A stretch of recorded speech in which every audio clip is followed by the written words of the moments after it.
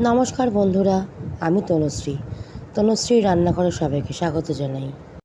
আজকে আমি বানাবো তরমুজ চিংড়ির দিলখুশ। চলুন দেখা যাক এর জন্য আমার কি কি লাগছে।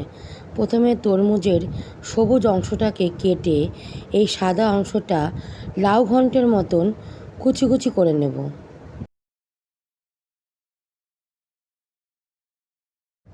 আমার সম্পূর্ণ তরমুজ কাটা হয়ে গেছে।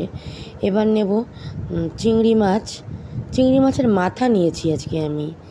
শুকনো লঙ্কা কুচি, হলুদ, নুন আর সাদা জিরে। বন্ধুরা, রান্নাটা এবার শুরু করা যাক। আমি একটা গ্যাসে কড়াই বসিয়ে নিয়েছি, তাতে খানিকটা সর্ষের তেল দিয়ে নেব। তেল গরম হলে গোটা সাদা জিরে ফোড়ন দেব। আমি এখানে শুকনো লঙ্কা নিয়েছি, আপনারা কাঁচা লঙ্কা কুচিও নিতে পারেন। লঙ্কা কুচিটা দিয়ে এবারে চিংড়ি মাছের মাথাগুলো একটু ভাজা ভাজা করে নেব। একটা তেজপাতা 2-8 করে দিয়ে দেব।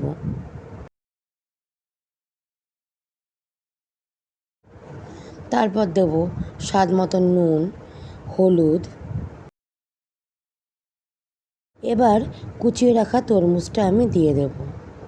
আমি এখানে সেদ্ধ করে নিইনি তরমুজটা, আপনারা চাইলে কুকারে 2 সিটি দিয়েও নিতে পারেন। চিংড়ি মাছের মাথার সাথে তরমুজটা ভালো করে মিশিয়ে নেব। আজকের রান্না যদি আপনাদের ভালো লেগে থাকে, একটা লাইক করবেন, শেয়ার করবেন আর কমেন্ট করবেন। নাহলে আমি কী করে জানবো আমার রান্না আপনাদের কেমন লাগছে। আর বাড়িতে অবশ্যই একবার রান্নাটা আপনারা ট্রাই করে দেখবেন। এবার পরিমাণ মতন জল দিয়ে আমি ঢাকনা চাপা দিয়ে সেদ্ধ করে নেব।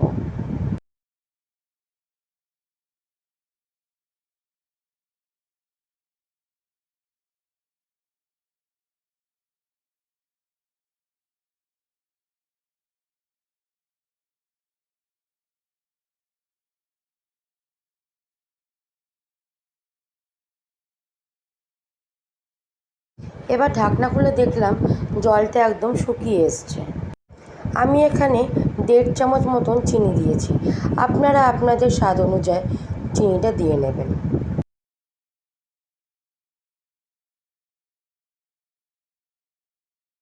এবার সামান্য ধনেপাতা একটু কুচিয়ে দিয়ে দেব। ধনেপাতা কুচি দিয়ে ভালো করে মিশিয়ে নেব। এবার দেব আটা। আটা দিয়ে খানিকক্ষণ একটু নাড়াচাড়া করে নেব। আপনারা বুঝতেই পারবেন একটা মাখো মাখো ভাব হয়ে গেছে। বন্ধুরা, আজকের রেসিপি তরমুজ চিংড়ির দিলখুশ একদম তৈরি হয়ে গেছে। এবার পরিবেশন করে দেওয়ার পালা। টাটা বন্ধুরা, পরবর্তী একটা রান্নায় দেখা হচ্ছে। আপনারা ভালো থাকবেন আর সুস্থ থাকবেন।